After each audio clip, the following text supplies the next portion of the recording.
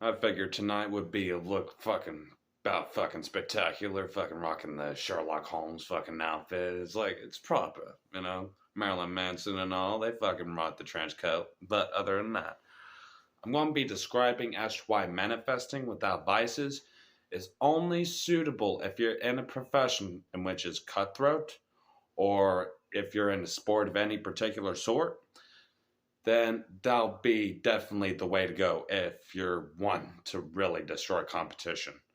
Because here's the thing about having no vices is that it creates two distinguished sides of yourself. See, if you're absolutely cut everything out like nicotine, caffeine, all these things, masturbation, hookups, shit of that sort, you're either A, doing it because you're needing rest, because honestly, they'll really give you the majority of the rest and what you need whenever you do get back into work. But whenever you get back into manifesting or bringing shit to the tangible realm, you need your vices. Because the one vice in which will be pretty much exponentially fucking grown above all of them else is pride. Pride will be the highest one in which will be developed because there's no other vices in which is pretty much getting you from point A to point B. Now, granted, whenever it comes to like fighting and all that, it'll make you the fucking most evil motherfucker on the planet if you're manifesting without any vices, clubs, or anything else, and you're doing what you hate.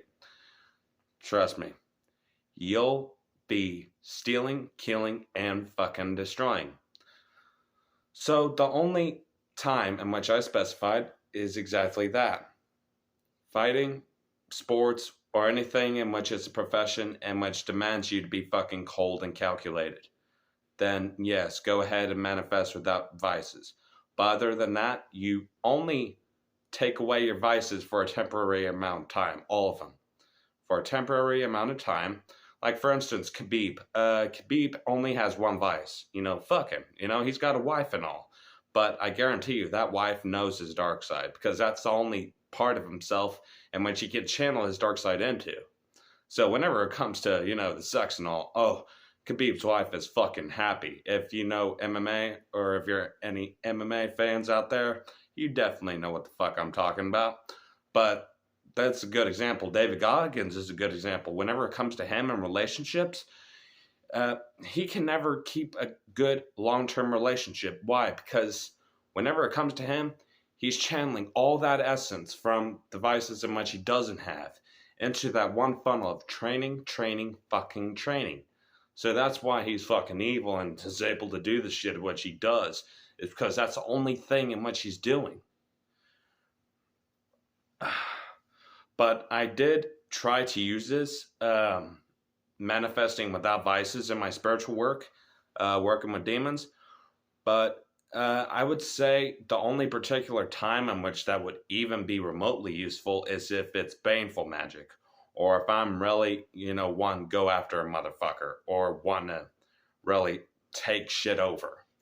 And that's the only time in which I see of which that can actually be useful. But other than that, I'd say be careful. Be careful with this fucking idea, especially for other practitioners out there. If I gave you the idea, because god damn it. Holy fucking shit. Just be mindful, brothers and sisters, of cutting out everything in which honestly is keeping you here.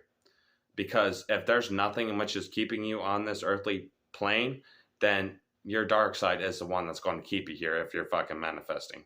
But other than that, use this for resting and do it only temporarily. Fasting and all that, if you're cutting out all vices, temporary. All right?